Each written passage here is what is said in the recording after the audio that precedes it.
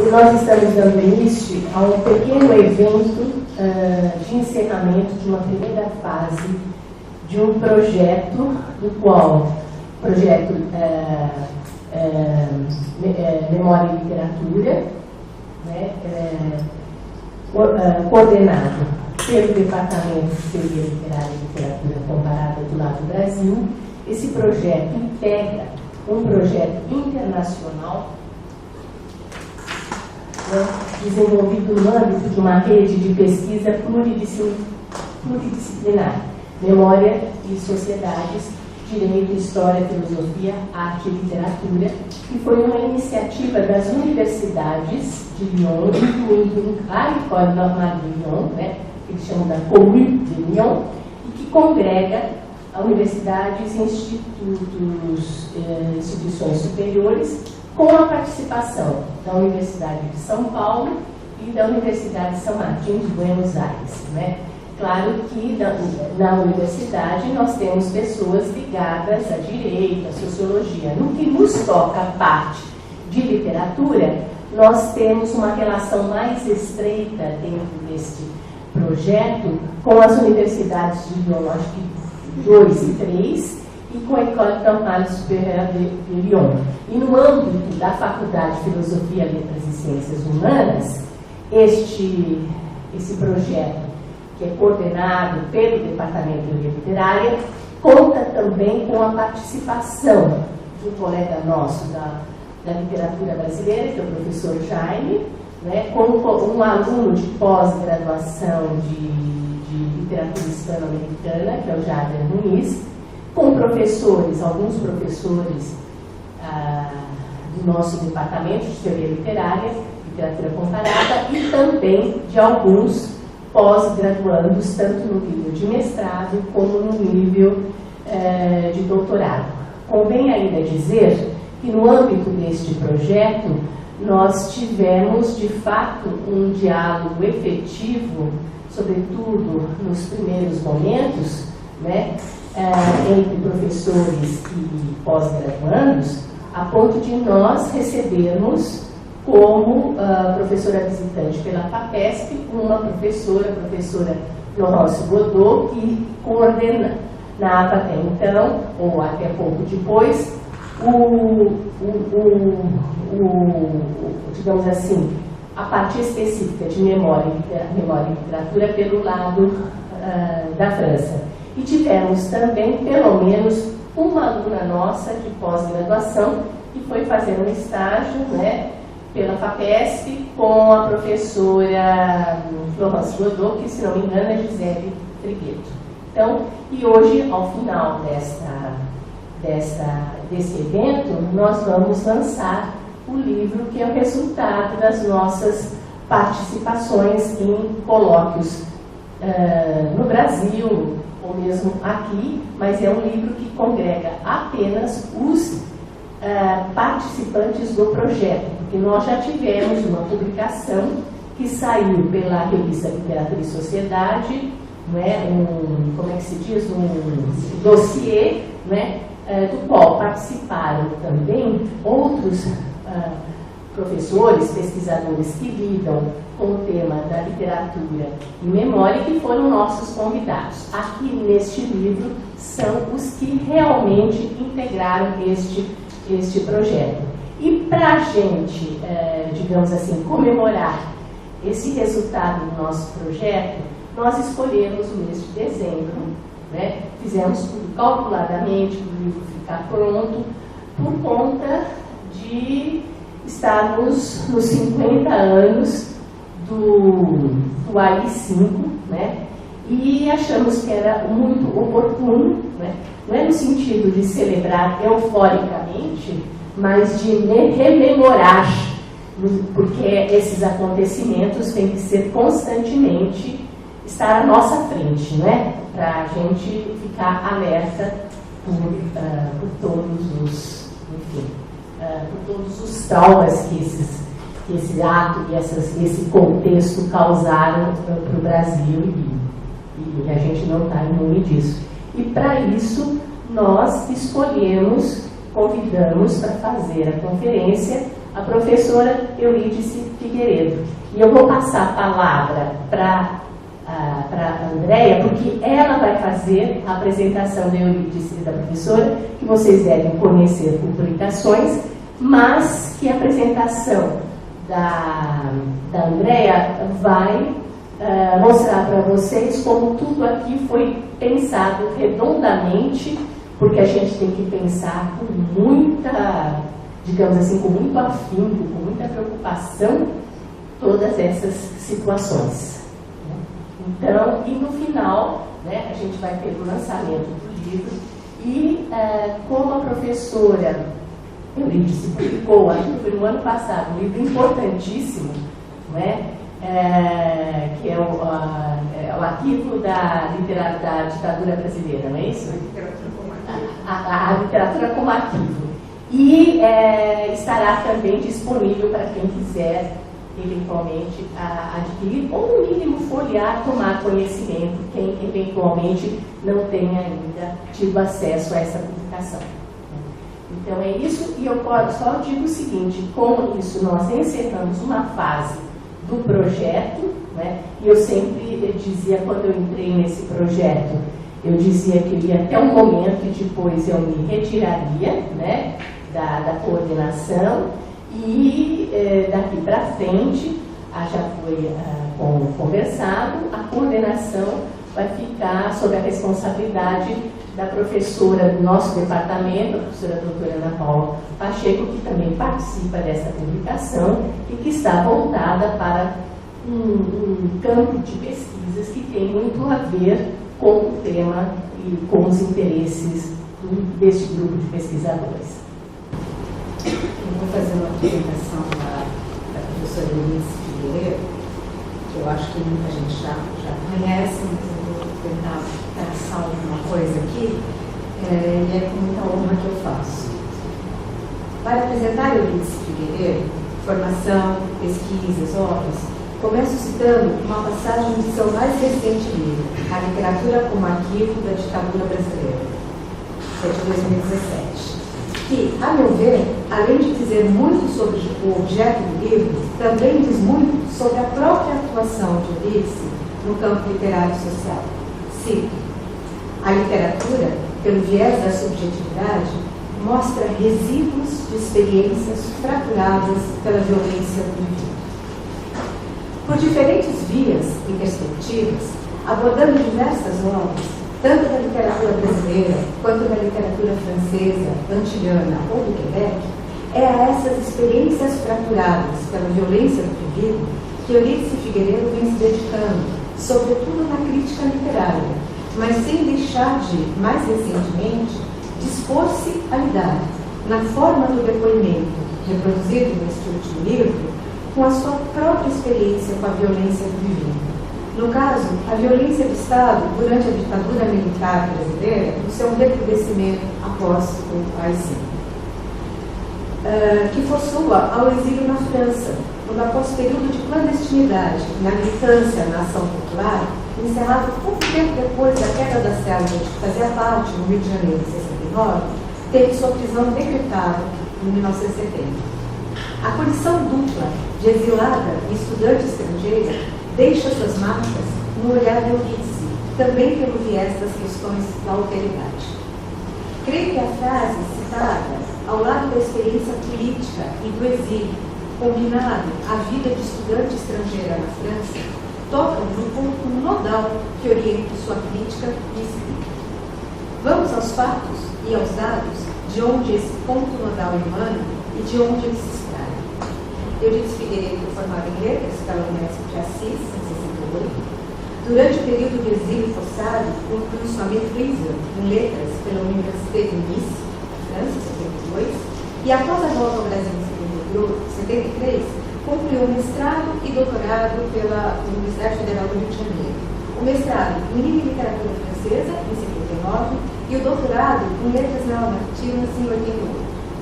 Realizou também um pós-doutorado sênior pela UFMG em 2009. Atualmente, é professora associada aposentada da Universidade Federal Fluminense e atua no programa de pós-graduação de estudos da literatura.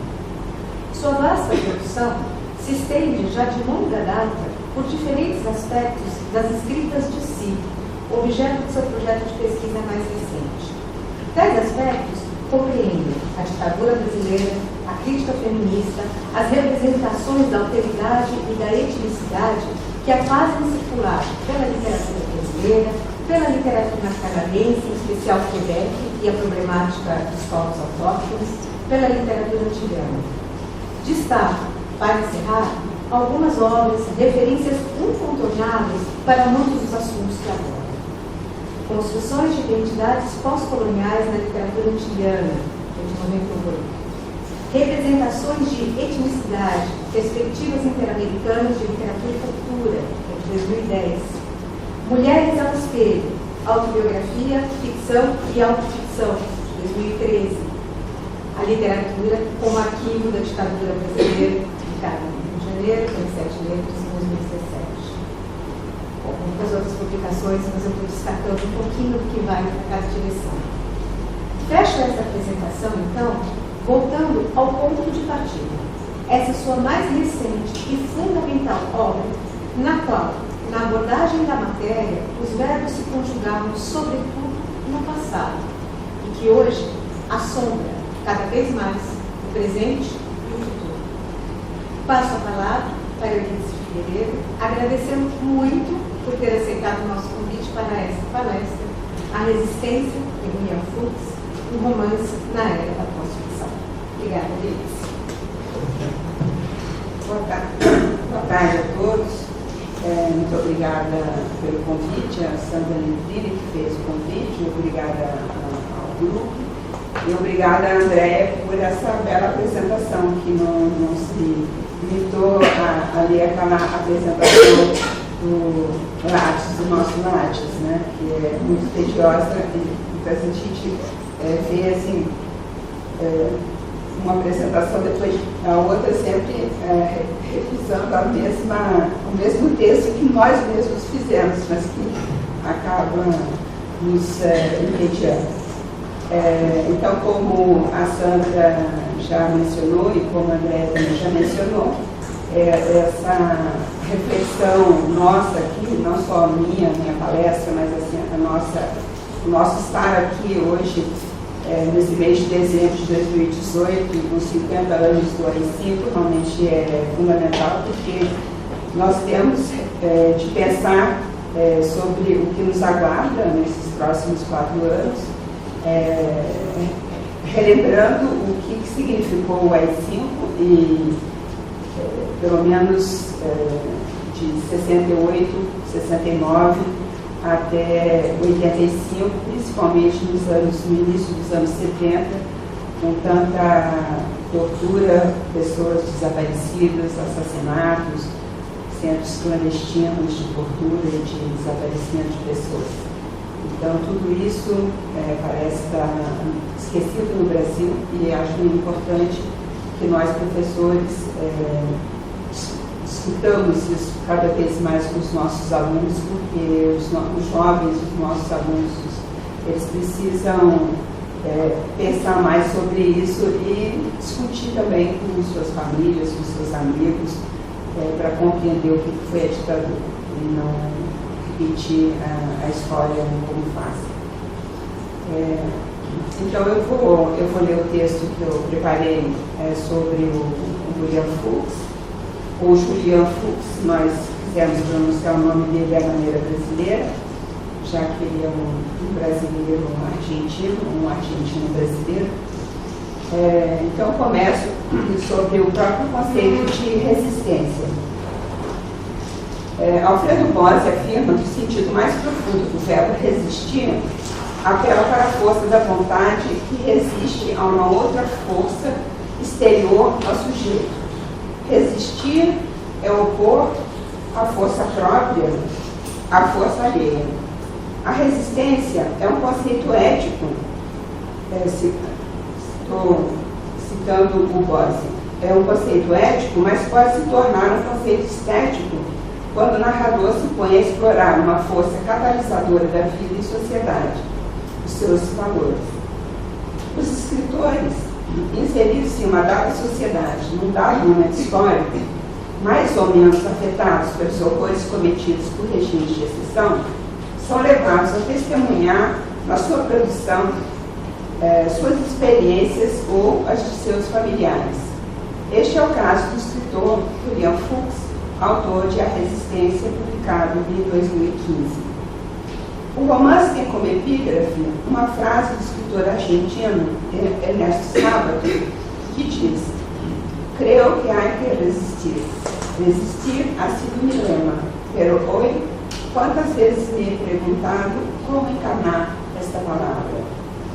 Então, creio que temos de resistir. Este sempre foi meu lema. Mas hoje, quantas vezes me pergunto como encarnar essa palavra? A palavra resistência é usada em vários sentidos e em vários contextos nesse romance. Mas quero destacar o principal deles, o sentido político. Já que os pais, psicanalistas, militantes, deixaram a Argentina durante a ditadura militar, o autor, nascido em São Paulo em 1981, coloca-se como herdeiro desse exílio e desse trauma. Os pais resistiram, porque não aceitaram as novas regras que impunham o terror, a falta de liberdade, a perseguição àqueles que ousavam exportar. Valentim Barenblick, o diretor do hospital onde a mãe trabalhava, fora preso e torturado, enquanto Marta Brea, sua amiga e colega de trabalho, havia desaparecido. Já o consultório do pai tinha sido sistematicamente destruído. Ou seja, para os pais, o cerco se fechava a tal ponto que só lhes restava partir rumo ao exílio, com um bebê recém-adotado que contava então 6 meses. Barenblick, na prisão, diz à mãe do narrador: "Vocês têm que sair. Vocês são os próximos." Este é um momento crucial na vida de qualquer pessoa, sobretudo para os militantes que tiveram de abandonar a luta para não perder a vida. Esse questionamento lateja naqueles momentos agônicos em que a derrota fica clara, em que os companheiros estão presos, mortos ou desaparecidos. Esse travo de incerteza frente à consciência põe em dúvida se fugir é trair a luta. Eu cito uma passagem do livro: "Resistir. Quanto em resistir é aceitar o impacto da desgraça, transigir com a destruição cotidiana, tolerar a ruína dos próximos. Resistir será aguentar em pé a queda dos outros, e até quando? Até que as pernas próprias desabem. Resistir será lutar apesar da óbvia derrota, gritar apesar da rouquidão da voz, agir apesar da rouquidão da vontade. É preciso aprender a resistir, mas resistir nunca será se entregar a uma sorte já lançada, nunca será se curvar a um futuro inevitável. Quanto do aprender a resistir não será aprender a perguntar-se." Citação. O momento de partida rumo ao exílio configura essa tomada de posição atormentada em que o sujeito parece abandonar a causa, ainda que saiba que precisa salvar a sua vida, que sua morte de nada servirá diante da derrota que se afigura no horizonte. Esse ponto de inflexão na resistência aparece em muitos relatos e romances que tratam da ditadura brasileira. Eu cito alguns romances: Azul Corvo, de Helena Lisboa, Ainda Estou Aqui, de Marcelo Rubens Paiva, Car, Relatos de uma Busca, de Bernardo Kucinski, Os Carbonários, de Alfredo Sirkis. Partir para o exílio é também resistir. Resistir a se submeter à prisão e à morte. Em A Resistência, de Julian Fuchs, que se apresenta como romance, a ficção consiste muito mais no arranjo da linguagem a fim de dar uma forma estética que possa entrar em comunicação com o leitor, do que propriamente como fantasia, imaginação ou fabulação. O escritor não pode restituir a verdade plena do acontecimento. Isso não é realizável, como já escrevia Walter Benjamin. Julian Fuchs, que não sofreu diretamente nem os traumas da tortura, nem a perseguição durante a ditadura, faz parte da segunda geração, aquela que herda o trauma familiar. E é também difícil relatar aquilo que não viveu, aquilo que está saturado de não ditos, de segredos de família, de fatos envoltos na bruma de um passado que não passa, apesar de todos os esforços para esquecer.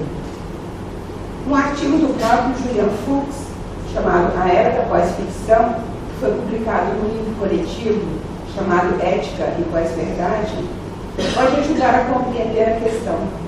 Ele assinala a posição ética em que se encontra, o que o leva a enredos verdadeiros, como é o caso do seu romance A Resistência, de modo que a verdade no romance passa a ocupar uma centralidade impensada há um século.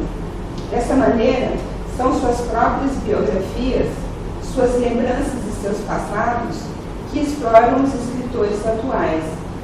E eu cito seres estranhos, deslocados, perdidos, ficcionistas na era da pós-ficção. Eu cito uma passagem mais longa do artigo. Romance e testemunho se fundem ou se confundem como poucas vezes. O romance se faz um gênero híbrido, se aproxima do ensaio, da reportagem, da autobiografia, do relato historiográfico, dessas outras formas que já lhe pertenciam, mas assemelhando-se a elas como em nenhum outro tempo. Nesse momento atual, curiosamente, surge a velha questão da verdade, muito presente no romance do século XVIII, quando o autor fazia prólogos, sinopses do editor, para assegurar a veracidade da história que narrava, usando artifícios, tais como originais que foram encontrados por acaso, entregues pelo próprio protagonista, palavras apagadas ou incompreensíveis, rasuras. Mas a questão que retorna já se encontra transformada, porque agora o narrador, o autor, o narrador não é confiável, ele duvida de si mesmo, duvida da plausibilidade daquilo que relata. Assim, Fuchs vê um movimento em espiral na história do gênero. Uma espiral, que eu cito, ainda capaz de provocar alguma vertigem. E apesar de muitos anúncios de sua morte, o romance resiste justamente porque é um gênero aberto, que se apropria de procedimentos de outros gêneros e por isso está em constante mutação, como já apontava Tartine. O escritor que lida com a verdade, ele está numa corda bamba, pois a despeito de querer revelar a verdade, ele tem de fabular para compor cenários, dar sentido para os vestígios deixados pelo passado. Desse modo, seu empreendimento é sempre sentido como um fracasso. Eu cito o romance: sei que escrevo meu fracasso, não sei bem o que escrevo. Vacilo entre um apego incompreensível à realidade ou aos espaços despojos de mundo que costumamos chamar de realidade, e uma inexorável disposição fabular, um truque alternativo, a vontade de forjar sentidos que a vida se recusa a dar. Esse romance da era da pós-ficção aparece como testemunha do nosso tempo, testemunha dos horrores vivenciados por tantos humanos que perderam sua humanidade nos porões de centros de tortura ou nos campos de extermínio durante a Segunda Guerra, para não alongar a lista de genocídios e abusos cometidos no século XX. É nesse contexto que o romance se reinventa e se mostra fragmentário, lacunado, um quebra-cabeça em que faltam peças, em que enigmas não são resolvidos, de maneira a tranquilizar o leitor. O crítico francês Dominique Viard postula que, diferentemente da literatura que consente, que quer agradar e fazer sucesso, e para isso consente em fazer concessões ao gosto do público, existe a literatura desconcertante, que se concebe como atividade crítica e que chega onde não se espera que ela chegue. A literatura que tematiza os horrores não pode aplacar, acalmar, apaziguar as consciências. Ela deve, ao contrário, desconcertar, provocar o mal-estar e a inquietação. É por essa razão que a melancolia dá o tom, o sentimento de derrota predomina, a incompletude solapa as falácias das soluções fáceis. Essa é a literatura da resistência.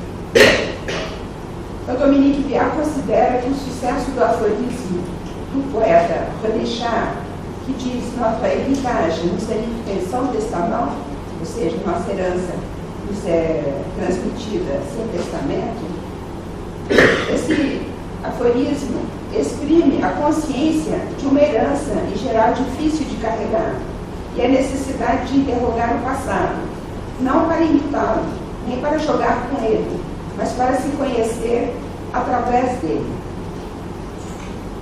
Desse modo, ela se caracteriza pela ausência de linearidade, pela tensão entre o real e o ficcional, pela investigação que toma às vezes suar de narrativa policial, pelo recurso a hipóteses plausíveis ou implausíveis e a preocupação com a questão social. Essa escrita da restituição, nas palavras de Viard, coloca em dúvida suas próprias investigações e desconfia de discursos e conceitos, recusa as ideias prontas e as verdades bem estabelecidas. A postura enunciativa é explicitada e o leitor sabe quem fala e de que lugar fala o narrador. Um outro crítico francês, Roland de Vanza, detecta uma preocupação arqueológica do escritor contemporâneo que, ao auscultar as sobrevivências do passado, vê revelado uma parte desconhecida de si e, nesse sentido, faz uma retrospecção hermenêutica. Ele também aponta para a necessidade da exumação de vestígios de uma herança em frangalhos, difícil de ser transmitido. Eu cito Remonsa. É no espelho do outro que o indivíduo contemporâneo se descobre, ao elaborar uma narrativa em que a ficção se mistura às lembranças e a escrita de si à fábula familiar. O romance atual, como a Resistência, não se restringe a contar uma história. Ele quer interpretar o homem e o mundo. Torna-se híbrido e autocrítico. E o escritor, encarnando o sujeito em crise, questiona a própria linguagem, sempre inadequada, precária, para dizer realidades complicadas, sentimentos e afetos convulsionados. No primeiro capítulo, é a palavra adotado que é colocada em xeque. Como falar do irmão sem ferir suscetibilidades? Como falar do outro, de um outro que já tem suas cicatrizes? Como não feri-lo de novo? Como reconstituir uma vida de carne e sangue com palavras desgastadas pelo uso cotidiano? Sobre a questão do exílio e da transmissão dos traumas familiares, o narrador pergunta: pode um exílio ser herdado? Seríamos nós, os pequenos, tão expatriados quanto nossos pais? Devíamos nos considerar argentinos privados de nosso país, de nossa pátria? Estará também a perseguição política submetida às normas da legitimidade? E nessa pergunta fica explicitado que o sujeito recebe uma herança dos pais e avós que foge à sua personalidade. Cabe a ele descobrir como assumi-la ou rejeitá-la. Assim, abruptamente, os pais, com o bebê adotado, então com 6 meses, deixam Buenos Aires, atravessam de carro a fronteira com o Uruguai, tomam o avião para São Paulo. Eu cito: partir e esquecer a derrota, partir e esquivar o descalabro, e preservar o que lhes restava, fosse muito ou fosse pouco, a existência diária que a cada dia lhes povoava. Em São Paulo começaria uma nova vida, uma vida de exílio, uma adaptação lenta aos costumes do país. Situação dúbia em que se está em 2 lugares ao mesmo tempo, porque o país natal não nos deixa nunca. Nós o carregamos como o caracol carrega sua casa. Nesse mundo de incertezas, usando uma memória fugidia, precária, que não lhes pertence de todo, escritores como Fuchs e Kuczynski fazem uso de fotografias do passado, tentando interpretar olhares, sorrisos, paisagens. A fotografia representa um real que passou, como já afirmou Roland Barthes em A Câmara Clara. A sua famosa frase, isso foi. Philippe Dubois esclarece que a capacidade de representação da fotografia se deve a seu caráter indiciário, tomando emprestada a noção de índice de Peirce, ou seja, uma relação de conexão física com o referente no momento de sua produção. Na recepção, entretanto, a interpretação da fotografia depende de quem a olha. Se conheceu a pessoa, se sabe em que condições a fotografia foi realizada ou não. A foto de sua mãe, que emociona Barthes, era menina no jardim de inverno, de que ele fala de modo compungido, não é mostrada no livro, porque ninguém seria sensível a ela como ele foi. O exercício que ele faz é olhar fotos e tentar achar nelas aquilo que punge, que ele chamou de puncto. Assim, o sentido da fotografia lhe é exterior. Desse modo, as fotografias não esclarecem nada. Os chamados instantâneos capturam um momento que passou. No fundo, as fotografias mentem, porque elas são as provas de um mundo desaparecido, de um mundo em ruínas, de pessoas em sua infância ou juventude, hoje já velhas ou mortas. Em outras palavras, olhar as fotografias é chamar de fantasmas, é testemunhar a presença da ausência. Fuchs olha os retratos de família tentando capturar sentido em gestos, olhares e sorrisos. Para além dos elementos presentes na fotografia, o que conta é o gesto interpretativo de quem olha. É ele que atribui sentido e sentimento a imagens que para outros talvez não signifiquem nada. O escritor problematiza seu fazer literário porque necessita de novas formas de urdir a trama romanesca. Ele relê a tradição literária a fim de dar conta de uma situação fronteiriça entre dizer a verdade e criar ficção. Esse aspecto autoficcional fica muito claro no capítulo 46 de A Resistência, em que se encena a discussão entre os pais e o escritor, depois do livro acabado e lido por eles. Eu cito: é estranho, minha mãe diz. Você diz mãe e eu vejo meu rosto. Você diz que eu digo e eu ouço minha voz. Mas logo o rosto se transforma e a voz se distorce. Logo não me identifico mais. Não sei se essa mulher sou eu, me sinto e não me sinto representada. Não sei se esses pais somos nós. Citação.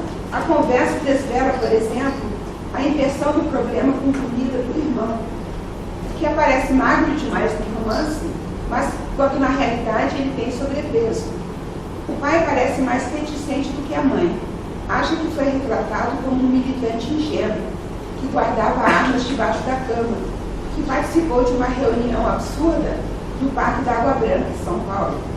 Mas afinal ele conclui: aqueles eram mesmo anos inverossímeis. O pai exprime ao mesmo tempo temor ao tornar público o íntimo e carinho pelo filho que contou a história deles. Não quer reprimir o filho, impedi-lo de fazer seu trabalho e publicar seu livro. Por isso, suas últimas palavras são: só não quero que você se guie pelo que digo. Isso eu jamais quis. Vá em frente, Sebastião. Você fez o que tinha que fazer. E até é possível que alguém leia nisso um bom romance. É só nesse momento que o narrador recebe um nome: Sebastião, o mesmo que ele tinha no romance precedente, Procura do Romance, publicado em 2011. Nome com a mesma terminação de Julian ou Juliano, em espanhol. Esse personagem perambula nesse romance precedente, Procura do Romance. Esse personagem perambula pelas ruas de Buenos Aires, reflete sobre o romance que quer escrever, mas reflete, sobretudo, sobre a família que teve de deixar a cidade, rememora os anos que passou na infância em Buenos Aires, quando os pais decidiram voltar, após o fim da ditadura. O exercício memorial e escritural, empreendido por Julian Fuchs, aponta para a atitude de resistência de combate a todo autoritarismo e a toda violência fascista que afetaram a vida de seus pais.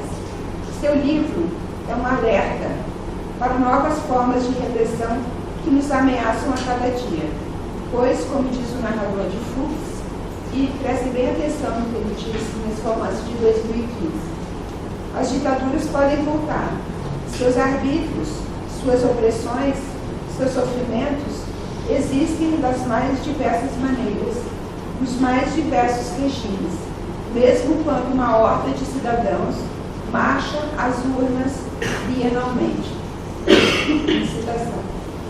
O escritor narra um passado de antes de seu nascimento, um passado que ele não conhece, nem pode compreender. Por conseguinte, ele se apoia no que lhe foi contado, ou seja, ele tem cargos de informação, muito mais dúvidas do que certezas. Eu cito: isto é história, e, no entanto, quase tudo que tenho ao meu dispor é a memória, noções fugazes de dias tão remotos, impressões anteriores à consciência e à linguagem, resquícios indigentes que eu insisto em malversar em palavras. O romance à resistência é emblemático desse deslizamento genérico que acontece nesse início de século e que torna o narrador do romance autoconsciente e autocrítico, hesitando entre dizer uma verdade que o atormenta e a necessidade de ficcionalizar o vivido, ainda que isso o leve a vacilar ainda mais. Perscrutando a história familiar, atingida pela violência da ditadura militar argentina, o narrador faz um luto e tenta costurar os vestígios deixados a fim de dar uma coerência que a vida parece não lhes ter oferecido. A atitude de resistência dos pais persiste de outra forma. Eu cito: sua militância sempre se manifestou no hábito de questionar, disputar, discutir. E continua no escritor Julian Fuchs, uma vez que escrever é uma forma de resistência. Lembra o seu protesto no discurso ao receber o prêmio Jabuti de melhor romance em 2016 e seus muitos comentários em entrevistas e também no Facebook, onde publicou em 18 de setembro de 2018 o seguinte texto, que eu vou ler e vou encerrar com o texto dele. É melhor ir se acostumando, dizem alguns. Nós dizemos não. Não vamos nos acostumar com a intolerância, a brutalidade retórica, a violência efetiva, o extermínio simbólico ou real das minorias, dessa multidão que nada tem de menor. É preciso uma ação enérgica, dizem alguns. Nós dizemos não. Não acreditamos em nenhuma ação de subjugação do outro, de aniquilação da diferença. Não aceitamos a energia empregada para a opressão. Ele defende a família, dizem alguns. Nós dizemos não. Uma família não tem normas estritas de configuração. Não responde a uma cartilha qualquer. Uma família pode ter incontáveis formas, que ninguém a defende se não respeitar a sua amplidão. Mas ele vai nos livrar de toda essa condição, dizem alguns. Nós dizemos não. Ninguém jamais abateu a corrupção sozinho, por voluntarismo pessoal. Corrupção se combate em esforço coletivo, com os recursos mais transparentes de vigilância e supervisão. Mas ele vai nos tirar dessa crise, dizem alguns. Nós dizemos não. País nenhum saiu de uma crise por meio de sua própria supressão, com exercício livre do abuso e do arbítrio. País nenhum viu luz com tal mergulho na escuridão. Mas é preciso alguém de pulso forte, dizem alguns. Nós dizemos não. Hitler não. Mussolini não. Franco não. Salazar não. Pinochet não. Videla não. Médici não. Geisel não. Netanyahu não. Trump não. Ele não.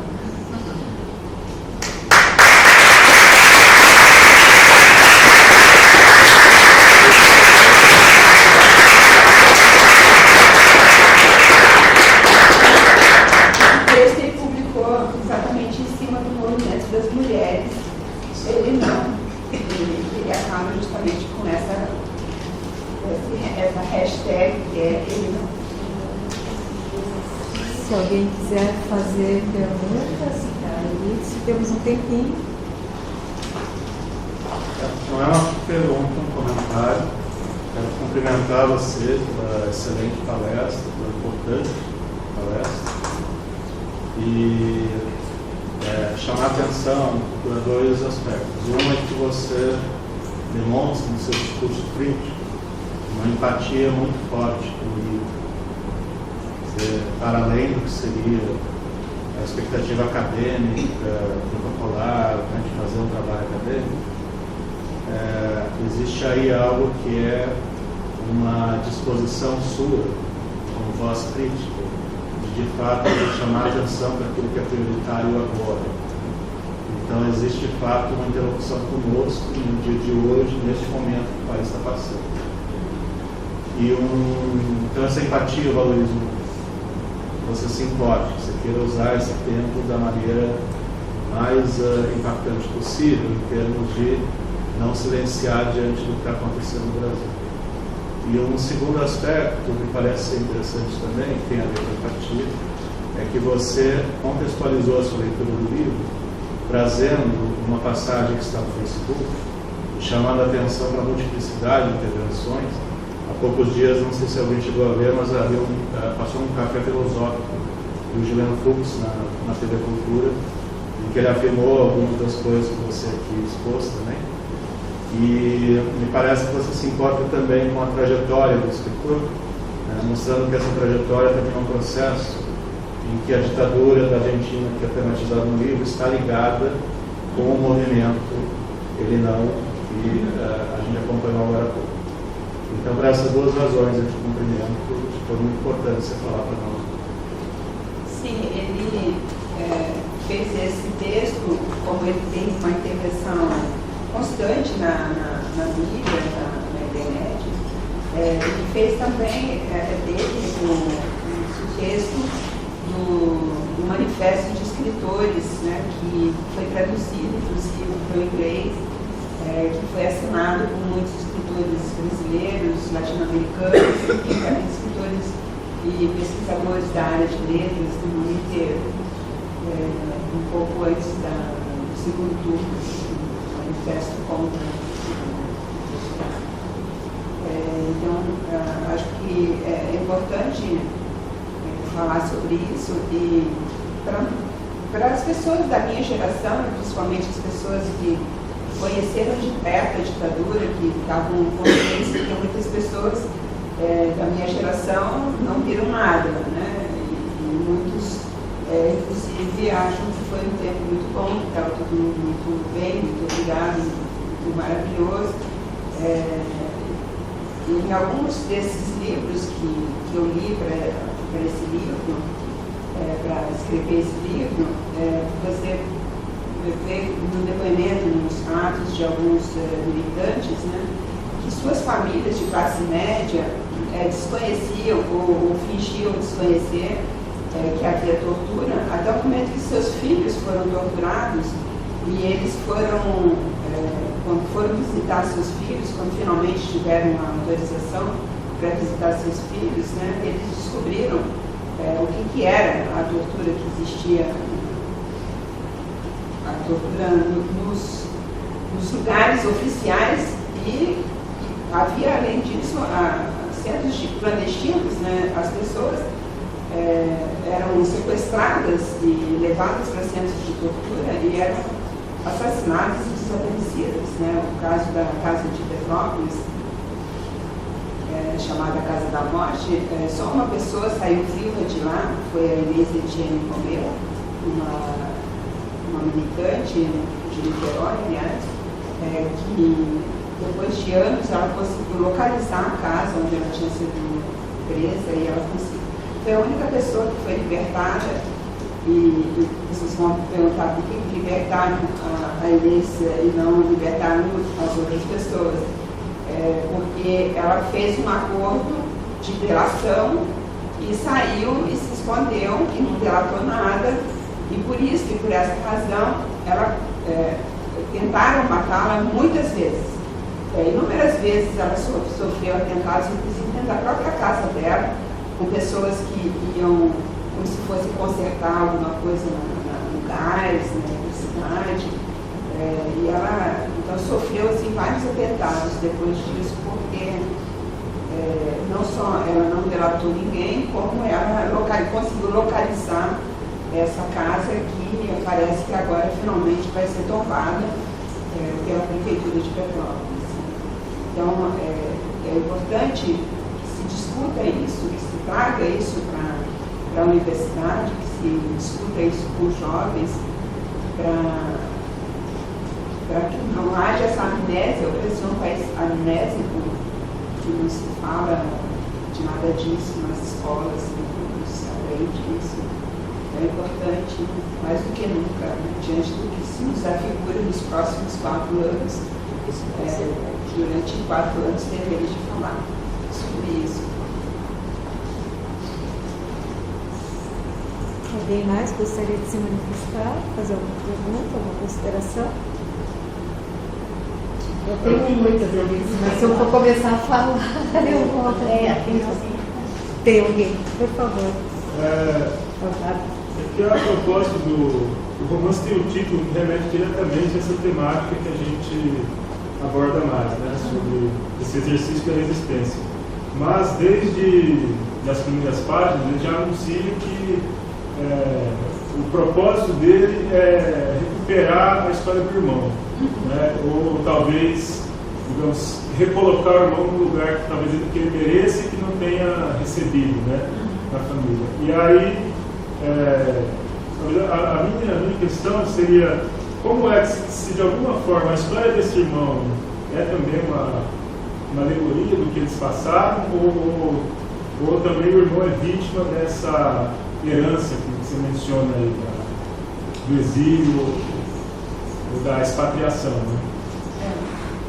Eu acho que o irmão, pelo que ele diz, foi o irmão que sugeriu que ele escrevesse essa história. O irmão, eu acho que ele sofre duplamente, né? Porque não só ele é expatriado como os outros irmãos, como ele tem essa marca de ser adotado. Então, pelo que o livro tematiza, e eu nem citei isso porque não quis explorar mais especificamente essa questão do irmão, né? Mas no último capítulo, quando ele entrega o livro para o irmão, ele também tematiza mais essa questão do irmão, né? Eu estou te trazendo o livro que você me pediu, né? O manuscrito. O irmão sofre duplamente, eu acho, né? Porque tem essa marca do ser adotado e por alguma razão que ele não conseguiu verbalizar, porque como você disse, eu até faço esse preâmbulo, eu esclareço para não me acusarem depois de ir só pelo caminho. O livro realmente tematiza a palavra resistência, o sentido da palavra resistência, né? Ela tematiza realmente,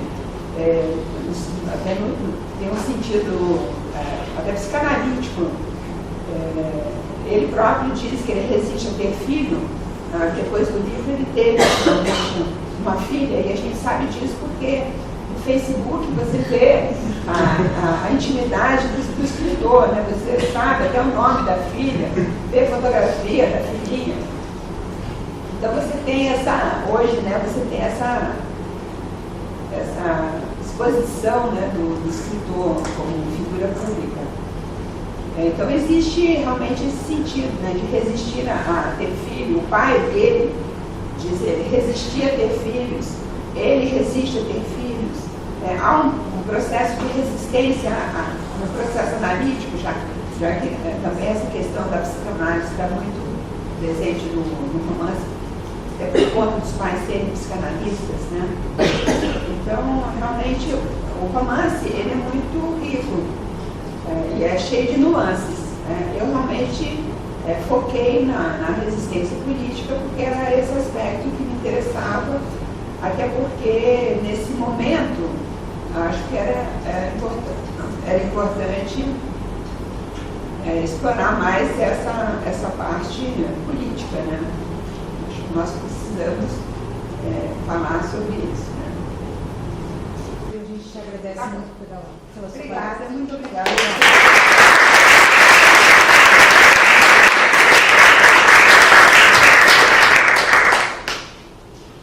Então, mais uma vez, eu agradeço, a Andréia já agradeceu, mas também eu agradeço a colaboração da professora Liz, que nos fez uma belíssima conferência e que nos ajudou também, não só em relação ao que já aconteceu, mas o presente, né?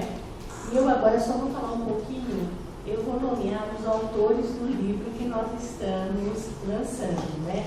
Esse livro reúne 15 artigos, né? Que versam sobre memória, história, trauma histórico, testemunho, contexto. Não é exclusivo da ditadura militar brasileira, sim, de necessidade de explicar, né? Porque o tema é memória e trauma histórico, né?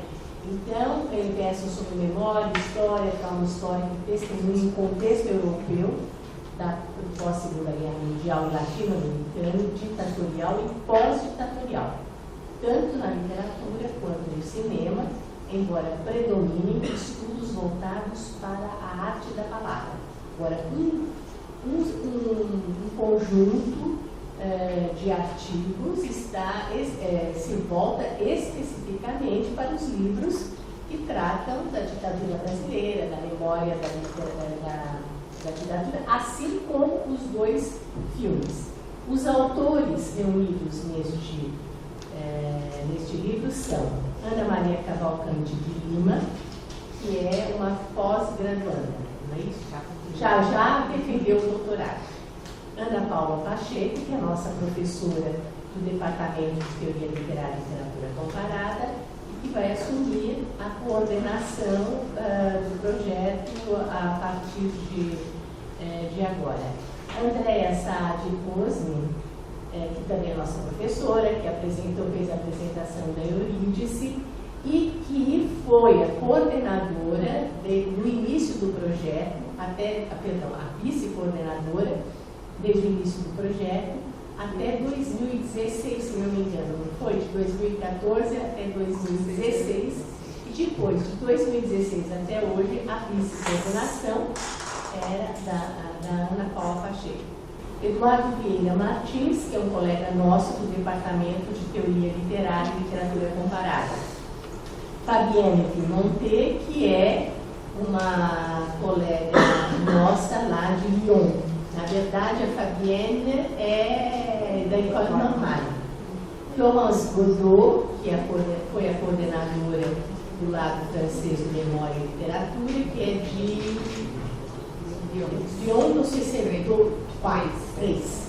Gisele Novaes Frigueto, que já terminou também, defendeu o seu doutorado e que foi estagiar um tempo lá. A Isabelle Breton, que também é uma professora da École Normale Supérieure. E tanto a Fabienne quanto a Isabelle, elas se voltam para a literatura latino-americana e mais especificamente argentina. Já a Florence Godot já fez um artigo incluindo Ivone Daré Rabelo, que é nossa colega do Departamento de Teoria Literária e Literatura Comparada. Jader Muniz, que é um pós-graduando. Já terminou? Já terminou? Jader, ai, que bom. Está aqui, e além de colaborar com seu artigo, ele colaborou também com a tradução de um dos artigos, eu não sei se foi acho que da Isabelle Breton. E nós temos, quando chegar a Mariana Delfim, eu falo da Mariana Delfim, o Jaime Bindu, que é o nosso colega de literatura brasileira. Maria da Conceição Coelho Ferreira, que é uma brasileira, uma professora brasileira, radicada na França, que está ligada, agora eu não sei se é Lyon 2 ou 4, 2, e ela também, aí, dedicada à literatura brasileira, e fez sobre seu artigo é suportado para a literatura brasileira. Maria Luísa Rangel Delbonis é uma pós. Já está aqui? Já terminou? Já defendeu? É doutora e já olha como esse projeto do doutorado, em fase de doutorado, já se defendeu. Isso é muito bom. A Mariana de Toledo Delfini, que ela concluiu o mestrado, né, e a Mariana de Toledo Delfini colaborou com a tradução do texto da Florence Godot, né? E eu. Mas eu quero também assinalar que temos aqui a presença de uma colega nossa do departamento da área de literatura francesa, que é a Regina Salgado Campos, que não fez parte do projeto diretamente, mas indiretamente ela o fez, porque ela traduziu o texto de Fabienne Dumontet. Então, eu achava importante dar essa informação, colocar, digamos assim, em evidência aqui nesse espaço o nome dos autores que colaboraram para este livro, Memória e Trauma Histórico, Literatura e Cinema. Né? E a organização foi da Andréia e minha, porque nós éramos no começo, e tudo isso fez parte do primeiro projeto de atividades dentro desse espaço de memória e literatura, no âmbito desse projeto amplo, incluindo nossos colegas de Lyon, da França, e nossos colegas da Universidade San Martín de Buenos Aires. Inclusive, algum grupo nosso, tanto de professores quanto de pós-graduandos, que participaram do colóquio em Lyon, assim como nós tivemos professores nossos que participaram do colóquio envolvendo as universidades em San Martín, né? Não é San Martín, é San Martín de Buenos Aires. Então nós estamos contentes porque é o resultado de um trabalho coletivo, e nós temos aqui, de uma maneira concreta, o resultado desses trabalhos. E então agora nós iniciamos o lançamento. Eu queria dizer o seguinte: no caso do Memória e Trauma Histórico, a editora, como tem um apoio do CNPq, via de uma bolsa de produtividade de pesquisa, a editora não nos deu ainda o preço e disse o seguinte, que era para os que estão presentes e se interessarem pelo livro, para pegarem o livro, para doarmos o livro, certo? E no caso do outro livro, está à disposição para vender, e vocês podem, inclusive, folhear os dois livros e pegar esse e levar, e o outro folhear e comprar. Certo? Seria assim, um pacotinho muito bom dos dois, né? Em termos disso, da literatura brasileira voltada para essa problemática do trauma histórico de um modo geral, mas efetivamente o maior número de artigos são voltados para a ditadura ou brasileira e alguns aqui argentinos.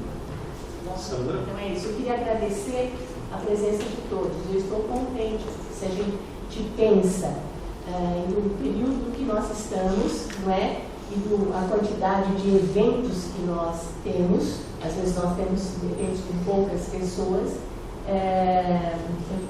Estou contente porque temos um número bom de pessoas interessadas neste tema tão importante para o nosso país e para a nossa vida. Na verdade, acho que eu podia acrescentar um cumprimento também ao trabalho do grupo, né, sobretudo de vocês, a Paula, a Andréia e você, porque está saindo agora um livro na França, que é articulado com o trabalho desse grupo durante esse tempo. Eu não lembro exatamente o nome, mas é a edição Hartmann, né? Como ficou o nome exato do livro? Eu esqueci desse detalhe. Construções da memória, alguma coisa. Exatamente. Ao mesmo tempo que está saindo esse nosso livro aqui, na França também está saindo um livro, não com os mesmos colaboradores, mas com colaboradores diretamente, alguns coincidem, outros não, mas diretamente ligados ao projeto.